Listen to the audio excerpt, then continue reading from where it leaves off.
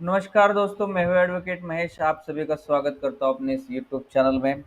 दोस्तों, जब आप कंज्यूमर केस ऑनलाइन फाइल करते हो तो आपको इस ई जागृति पोर्टल पे जब आप यहाँ पे लॉगिन करते हो और आप न्यू केस फाइल करना जाते हो तो वहाँ पे आपको कुछ डॉक्यूमेंट्स अपलोड करने के लिए आप जो एक स्टेज होती है वहाँ पे आपको अपलोड करने होते हैं।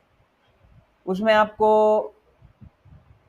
कंप्लेंट, सिनॉप्सिस, एफिडेविट, ये सारे अलग अलग टाइप्स के डॉक्यूमेंट्स जो है वहाँ पे आपको अपलोड करने के लिए बोलते हैं। अब यहाँ पे सारे लोग क्या हो जाते हैं दोस्तों, फंस जाते हैं कि किस तरीके से ये डॉक्यूमेंट जो है बनाने पड़ेंगे और किस तरह ये सैंपल कहाँ पे कैसे हम फॉर्मेट उसके रेडी करें, ये आपको सब लोगों को समझ में नहीं आता।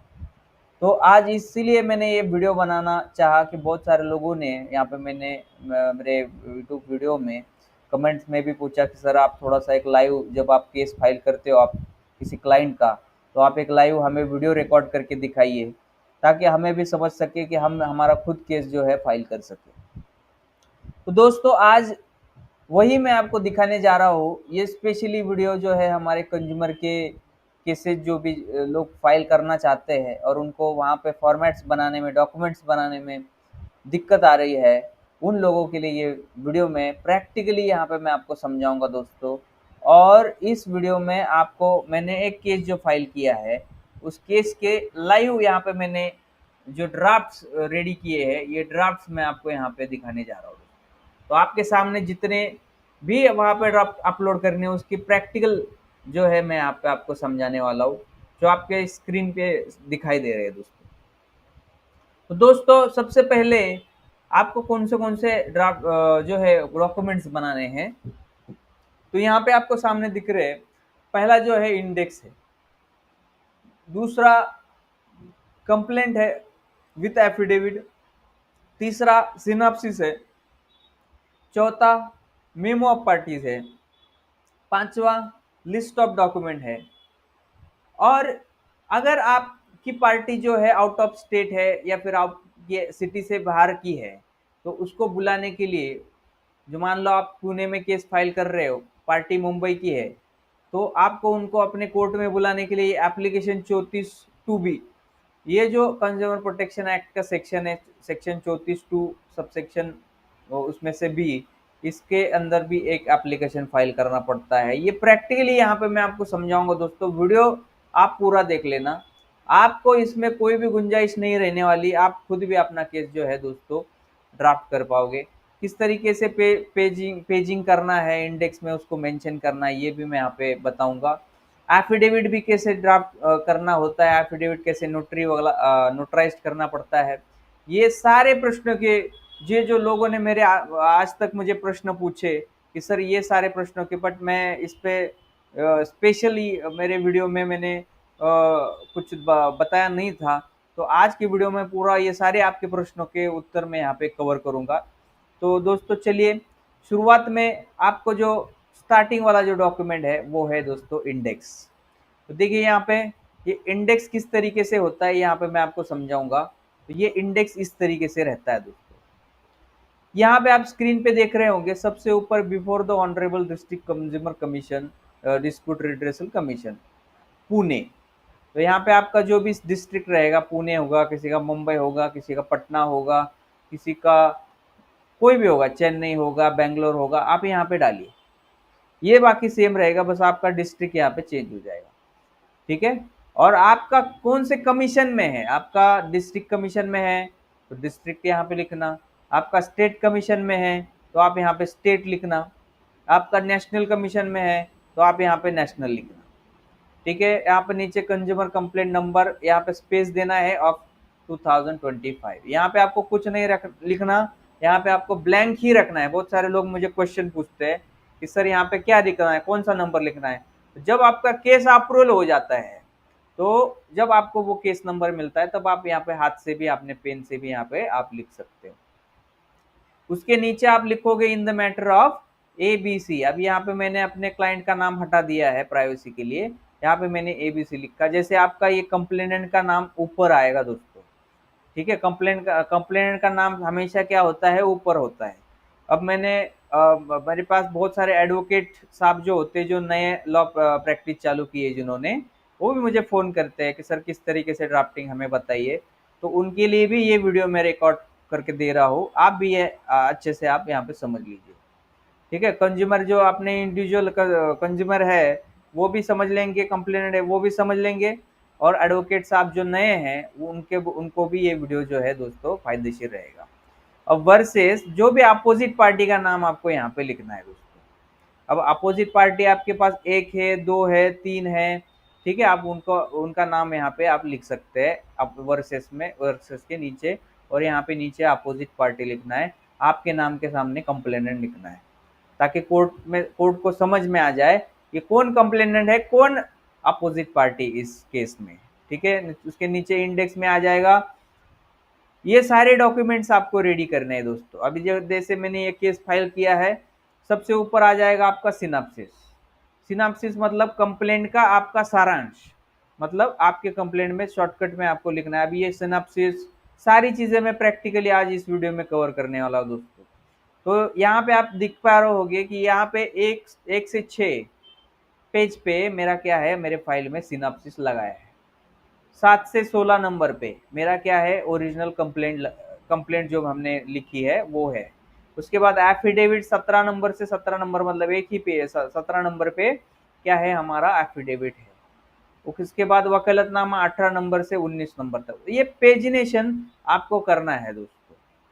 मतलब आपके फाइल में कौन से नंबर से कौन से नंबर पे क्या लगा है, ये इंडेक्स में आपको मेंशन करना होगा, ताकि बाद में जब आप केस वहां पे फाइट करते हो, कोर्ट को भी ये समझ में आता है कि कौन से नंबर से कौन से नंबर पे आपका सिनॉप्सिस है, कंप्लेंट है।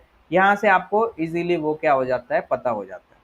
अब ये हो गया दोस्तों इंडेक्स में। इस तरीके से आपको सीरियली ये सारी चीजें आपको फाइल में लगानी है। अब यहाँ पे आप देखेंगे कि यहाँ पे मैंने लिखा है पुणे, यहाँ पे डेट लिखा है, यहाँ पे जो एडवोकेट साहब फाइल कर रहे हैं उनका सिग्नेचर या जो नंबर वगैरह आप यहाँ पे लिख सकते हैं, या आप खुद कंप्लेनेंट है तो आपका कंप्लेनेंट का डिटेल्स आप यहाँ पे लिख सकते हैं, और यहाँ पे आपको साइन करना है, हर एक पेज पे आपको साइन करना है दोस्तों। ठीक है। तो चलिए, ये था इंडेक्स। अभी इंडेक्स हम ऐसे ही रखेंगे। अब वन बाय वन हम एक एक जो है यहाँ पे डॉक्यूमेंट्स हम चेक। अभी सबसे पहले ऊपर क्या है, सिनॉप्सिस है। अब हमने सिनॉप्सिस कैसे रेडी किया है दिखा रहा हूँ दोस्तों यहाँ पे मैं आपको। अब सिनॉप्सिस के फोल्डर में जाते हैं, और सिनॉप्सिस हम पहले से हम यहाँ पे देखेंगे कि किस तरीके से सिनॉप्सिस हमने रेडी किया है। अब देखिए यहाँ पे सिनॉप्सिस में सबसे ऊपर दोस्तों यहाँ पे है before the honourable district consumer commission redressal commission Pune. ये सारा सेम ही रहेगा। ये ऊपर का एरिया ये जो है मैटर, ये सारे डॉक्यूमेंट में पहले पेज में सेम रहेगा। तो इसको आप एज इट इज आपका इन द मैटर ऑफ आपका कंप्लेनेंट नाम, अपोजिट पार्टी का नाम, कंज्यूमर कंप्लेंट नंबर, ये सारा आपको सेम ही रखना है। और उसके नीचे से आपका ये जो है सिनॉप्सिस ऑफ द कंप्लेंट, ये चालू होता है दोस्तों। अब सिनॉप्सिस में आपको क्या लिखना है, तो सिनॉप्सिस में आपको डेट्स एंड इवेंट्स, मतलब कौन से डेट को आपने कोई प्रोडक्ट खरीदा है, कोई सर्विस खरीदा है, तो उसका कौन से डेट को आपने खरीदा वो आप यहाँ पे लिखोगे। फिर कौन से डेट को, दूसरा डेट ये आएगा कि कौन से डेट को वो आपने खराब आपको मिला, कौन से डेट को आपने उनको कंप्लेंट किया, कौन से डेट को आपने जो है उनके पास से कोई रिप्लाई आया, कौन से डेट को जो है उन्होंने फिर से आपको रिस्पांस दिया, और आपने फिर रिस्पांस ना मिलने के बाद उनको कब लीगल नोटिस भेजा, या फिर कब आपने एनसीएच के पोर्टल पे जो है ऑनलाइन कंज्यूमर कंप्लेंट किया। ठीक है। उसके बाद भी उन्होंने ये सारी चीजें करने के बाद भी, ये देखिए उसमें जो है आपकी स्टोरी जो भी रहेगी, आपके कंप्लेंट की स्टोरी जो भी रहेगी, उस स्टोरी में डेट्स वाइज आपके साथ क्या घटनाएं घटी, ये ही आपको यहाँ पे लिखना है। बाकी इसमें आपको कुछ करना ही नहीं है। और यहाँ पे आप इसके नीचे आप लिख सकते हैं इन शॉर्ट में आपका जो स्टोरी है, यहाँ पे आप क्या कर सकते हैं दोस्तों, लिख सकते हैं। ठीक है। अब इस तरीके से आपको क्या करना है, ये कंप्लेंट जो है दोस्तों आपको रेडी करना है। ठीक है। तो यहाँ पे देखिए कि सबसे नीचे आप यहाँ पे कंप्लेनेंट का साइन आ जाएगा यहाँ पे, और यहाँ पे डेट, और फिर जो लोकेशन आपका पुणे, और यहाँ पे जो एडवोकेट साहब जो अगर आपके केस में होंगे तो यहाँ पे आप साइन करोगे, और फिर ये आप सिनॉप्सिस क्या करेंगे, इस तरीके से आप रेडी करेंगे दोस्तों। ठीक है, तो इस तरीके से आपको सिनॉप्सिस आपको रेडी करना है दोस्तों। ये सारे फॉर्मेट्स जो मैं आपको यहाँ पे दिखा रहा हूँ, ये सारे फॉर्मेट्स मैं आपको जो है सप्लाई करूंगा दोस्तों। आप मेरे व्हाट्सएप पे हाई करिए, फॉर्मेट आपको मैं दे दूंगा। अब 3 नंबर के पे क्या है, अब यहाँ पे सिनॉप्सिस हमने देखा। 2 नंबर पे है हमारा सॉरी ओरिजिनल कंप्लेंट। अब ओरिजिनल कंप्लेंट हमने 6-7 नंबर से 16 नंबर तक हमने लगाया है हमारे फाइल में। अब हम यहाँ पे कंप्लेंट देखने जा रहे हैं। अब यहाँ पे कंप्लेंट में हमने सबसे ऊपर देखिए क्या लिखा है। अब यहाँ पे देख सकते हो, यहाँ पे सबसे ऊपर देखिए 7 नंबर से 16 नंबर तक क्या है, कंप्लेंट है ना। तो हर एक पेज में वैसे ही मैंने यहाँ पे नंबरिंग यहाँ पे किया है। देखो आगे बढ़ेंगे तो आपको यहाँ पे ऊपर यहाँ पे देखिए, यहाँ पे आपको 8 नंबर दिखेगा, आप 9 नंबर देखेंगे। जैसे जैसे मैंने कंप्लेंट रेडी किया, हर एक पेज पे मैंने क्या कर दिया है, नंबर लिख दिया है। ठीक है, और ऐसे ही आपको नंबर लिखना है। तो चलिए यहाँ पे आप कंप्लेंट कैसे रेडी किया, देखो सबसे ऊपर कोर्ट का नाम, complaint number, in the matter of, ये सारा कुछ आपका सेम ही आएगा। ठीक है, सारा कुछ आपका क्या है। अब यहाँ पे कंप्लेंट में आपका यहाँ पे डिटेल एड्रेस भी आपको लिख देना है। ठीक है, कंप्लेंट में आपका एड्रेस भी लिखना है। अब अपोजिट पार्टी का भी है नाम, और उसके नीचे उसके जो भी जितने भी एड्रेस है जितने भी अपोजिट पार्टी है उनके सारे एड्रेस आपको यहाँ पे अपोजिट पार्टी के लिखने। अब यहाँ पे अपोजिट पार्टी लिखेंगे, उसके नीचे से आपका यहाँ से कंप्लेंट जो है दोस्तों चालू हो जाएगा। और कंप्लेंट में आप यहाँ पे देख सकते हो कि कंप्लेंट कौन से सेक्शन के अंडर की है, हमने सेक्शन 35, अंडर सेक्शन 35 में ये जो है हमने कंप्लेंट की है। अब यहाँ पे आप देख सकते हो, ये यहाँ से मैंने 1 नंबर से मेरा जो है कंप्लेंट चालू हो गया, और फिर ये 2 नंबर, 3 नंबर, 4 नंबर, यहाँ पे आपको कंप्लेंट डिटेल में अपना लिखना है दोस्तों। आपके साथ क्या क्या कैसे कैसे आपका घटना आपके साथ घटी जो आपने प्रोडक्ट बाय करने के बाद, तो वो सारे आप नंबर वाइज यहाँ पे लिखोगे। और नंबर वाइज लिखने के बाद सारी चीजें देखिए, आप यहाँ पे आप देख सकते हो। तो मैंने यहाँ पे एक पैरा लिखा है, यहाँ पे मैं आपको थोड़ा सा उदाहरण मैं आपको बता देता हूँ। Under this instance pressure tactics and based on misleading information the complainant felt the compelled to agree paid the sum of rupees 2,10,000 using the credit card right there at the event. Proof of this payment is attached in annexure A. अब ये proof of this payment मतलब जो आपने consumer आपने जो सामने वाले party को पेमेंट किया उसका प्रूफ आपके पास क्या है, और वो प्रूफ आपने क्या कर दिया है, अटैच किया है अपने फाइल में। और वो अटैच किस नाम से किया है, एनेक्चर ए नाम से किया है। ठीक है, तो इस तरीके से जो भी आपकी इन एविडेंसेस है आपके पास, तो जो आप पैरा लगाओगे उस पैरा के रिलेटेड आपके पास क्या एविडेंस है, तो ऐसे एविडेंस आपको इस तरीके से आपको कंप्लेंट में भी हमारे मार्क करनी है। और देखिए दोस्तों, हर एक कंप्लेंट में मैंने क्या कर दिया है, एविडेंस जो है एनेक्चर बी, एनेक्चर सी, है ना, एनेक्चर डी, देखिए यहाँ पे एनेक्चर, सारे एनेक्चर मैंने यहाँ पे लगा दिए। और हर एक पेज पे देखेंगे आप तो यहाँ पे ऊपर मैंने क्या कर दिया है, नंबर लिया है, और सबसे नीचे हमारे जो भी क्लाइंट है उनका यहाँ पे साइन रहेगा, जो भी कंप्लेनेंट है उनका यहाँ पे क्या हो जाएगा, साइन लेगा। और सबसे लास्ट में हमारा जो भी होगा दोस्तों इस केस का जो है, हमें क्या कोर्ट से क्या रिलीफ चाहिए, तो आप यहाँ पे रिलीफ मांगेंगे। तो यहाँ पे रिलीफ में लास्ट के पैरा में हमने क्या लिखा है, to return and pay back entire amount of sum of rupees 2,10,000 रुपए। हमारा इतना अमाउंट हमने पे किया है वो हमें क्या कर दिया जाए, रिटर्न कर दिया जाए। वो अमाउंट जो है हमें 18% ब्याज से हमें रिटर्न दिया जाए। उसके बाद जो अमाउंट हमें जो कंपनसेशन में चाहिए, mental agony, harassment, frustration, distress जो भी हमारे साथ हुआ उसके लिए हम 1,00,000 रुपए का कंपनसेशन जो है अलग से हम डिमांड कर रहे हैं। ऊपर से जो 50,000 रुपए जो हमारे कंप्लेंट के लिए जो लिटिगेशन मतलब कंज्यूमर केस करने के लिए जो हमें खर्चा लगा, तो वो खर्चा भी हम यहाँ पे हम सामने वाले पार्टी से जो है क्लेम करेंगे। उसके बाद ये आपका यहाँ पे वेरिफिकेशन आ जाएगा, और यहाँ पे फिर का जो भी आप कंप्लेनेंट का यहाँ पे आपका साइन आ जाएगा, और एडवोकेट साहब रहेंगे तो यहाँ पे आप साइन करोगे। प्लेस और डेट हर एक डॉक्यूमेंट्स के साथ आपको यहाँ पे मेंशन करनी है। ठीक है, तो दोस्तों इस तरीके से क्या होगा, आपका कंप्लेंट होगा। और कंप्लेंट के बाद जो होता है इस कंप्लेंट जो हमने ये कंप्लेंट किया, ठीक है, जो हमने ये कंप्लेंट किया उस कंप्लेंट में जो हमने जो सारी हमने चीजें लिखी है वो सारी सत्य है, मतलब ट्रू है। कोई भी ऐसी हमने लिखे जो इंफॉर्मेशन है वो हमने फॉल्स नहीं लिखी, इसीलिए हम क्या करते हैं, कोर्ट को एक एफिडेविट देते हैं। एफिडेविट मतलब क्या है, शपथ पत्र देते हैं कोर्ट को। तो ये शपथ पत्र भी हमें एफिडेविट भी कैसे करना है, वैसे ही सेम ऊपर का मैटर यहाँ से ये सेम ही आएगा, उसके नीचे एफिडेविट, और ये मैटर आपको सारा कुछ यहाँ पे लिखना है कि मैंने जो भी इंफॉर्मेशन कोर्ट को दिए है वो सारी ट्रू है, और मैं यहाँ पे शपथ पूर्व ये कहता हूँ कि ये सारी इंफॉर्मेशन मैंने सत्य के ही है। अगर ये एफिडेविट जो दे रहे हैं हम कोई फॉल्स इंफॉर्मेशन देते तो हमें हमको जो कानून के हिसाब से जो भी सजा होगी तो हम वो भुगतने के लिए भी तैयार है। मतलब ऐसा इस शपथ पत्र का ओवरऑल एक क्या होता है, मीनिंग होता है। अब ये एफिडेविट रेडी करने के लिए बहुत सारे लोग मुझे फोन करते, सर एफिडेविट कैसे तैयार करना है, कितने का उसमें स्टैंप लगना है, 100 रुपए का, 500 रुपए का।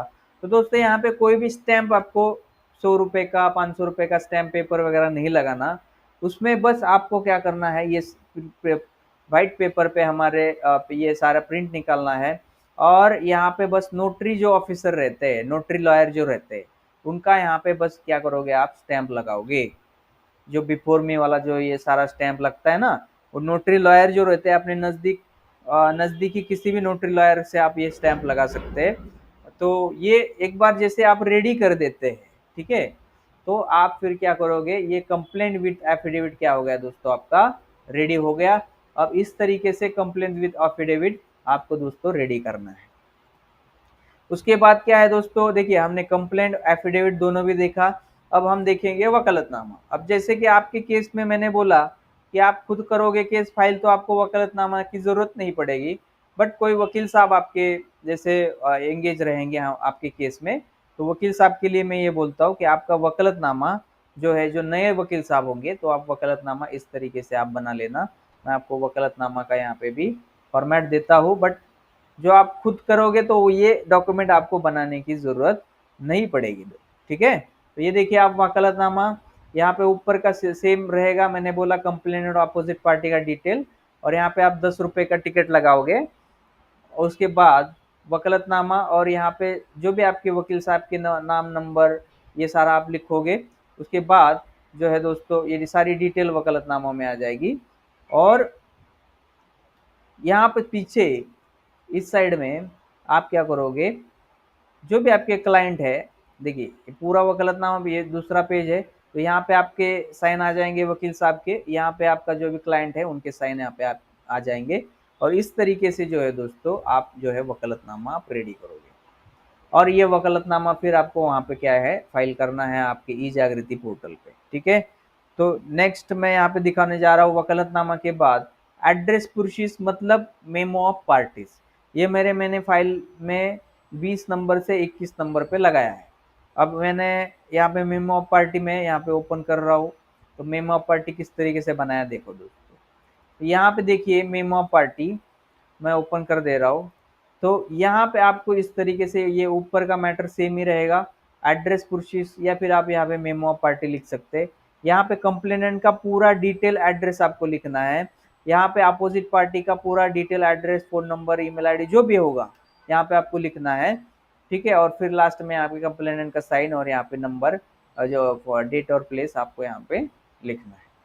तो इस तरीके से क्या करोगे दोस्तों, आप जो है मेमो ऑफ पार्टीज का जो फॉर्मेट है, और यहाँ पे हर एक पेज पे मैंने जैसे बोला आपको यहाँ पे हर एक पेज पे पेज नंबर लिखना है, ताकि आप जो है बाद में ये क्या करना है, आपको इंडेक्स में यहाँ पे मेंशन करना होता है। और मेमो ऑफ पार्टी कितने पेज से कितने पेज तक है, 20 नंबर से 21 नंबर तक मेरा मेमो ऑफ पार्टीज है। तो मेमो ऑफ पार्टीज में क्या आ जाएगा, आप कंप्लेनेंट और अपोजिट पार्टी के क्या आ जाएंगे, addresses, phone number, email ID, जो भी आप डिटेल्स, उसके नियर बाय लोकेशन क्या है वो सारी आप वहाँ पे लिखिए, ताकि कोर्ट जो है उसी एड्रेस पे क्या करता है, अपोजिट पार्टी को समन भेजता है, नोटिस भेजता है कि आप जो है कोर्ट में आप हाजिर हो जाओ। या अगर मान लो कंप्लेनेंट अपोजिट पार्टी हाजिर नहीं होता है, तो उसके खिलाफ जो है कोर्ट वारंट भी, ये कंज्यूमर कोर्ट जो है इशू करता है, अरेस्ट वारंट भी उनको जो है इशू करेगा। और पुलिस वहां पे जाके जाके उसको फिर पकड़ के लेके आएगी। तो ये एड्रेस जो भी आप दोगे वो देना बहुत जरूरी है, ठीक है। इस तरीके से आप जो है एड्रेस मेमो ऑफ पार्टी जो है आपको दोस्तों अपने केस में जो है लगानी, ठीक है। तो उसके बाद जो है नेक्स्ट डॉक्यूमेंट क्या है, एड्रेस पुरशीस मेमो ऑफ पार्टीज के बाद लिस्ट ऑफ डॉक्यूमेंट है। अब लिस्ट ऑफ डॉक्यूमेंट में हमें यहाँ पे देखते हैं कि लिस्ट ऑफ डॉक्यूमेंट हमने किस तरीके से रेडी किया है।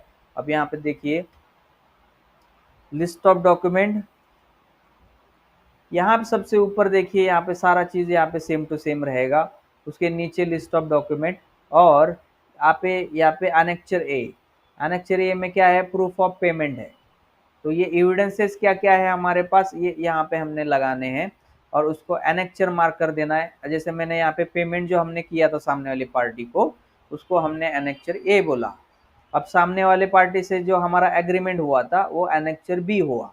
उसके बाद ईमेल वगैरह जो है हमने कोई कम्युनिकेशन किया होता वो उसका कॉपी लगा दिया है तो एनेक्चर सी हुआ। मतलब ऐसे आपको सारे एनेक्चर, और ये हमारे फाइल में कितने नंबर से कितने नंबर तक आपने पेजिंग किया है, तो वो आपको ये जैसे 25 से 26 मेरा पेमेंट प्रूफ है, 27 से 41 तक मेरा क्या है, मेंबरशिप एग्रीमेंट है। ये सारा डिटेल जो है आपको इस तरीके से रेडी करना है। और सबसे लास्ट में क्या करेंगे, जो भी कंप्लेंट है यहाँ पे साइन आ जाएगा, लोकेशन डेट आ जाएगा, और यहाँ पे वकील साहब का यहाँ पे साइन आ जाएगा अगर वकील साहब आपके केस में एंगेज होंगे। उसके बाद क्या रह गया दोस्तों, कि लिस्ट ऑफ डॉक्यूमेंट के बाद हमने जैसे बोला application under section 34(2)(b) consumer protection act 2019 का, अगर आपकी पार्टी जो अपोजिट पार्टी है वो पुणे, जैसे हमने ये पुणे में केस फाइल किया है, तो ये पुणे से बाहर की है, मान लो दिल्ली की है, तो ये दिल्ली की पार्टी को हमें अगर पुणे बुलाना है तो उनके लिए एप्लीकेशन जो है रेडी करना पड़ता है 34(2)(b) का।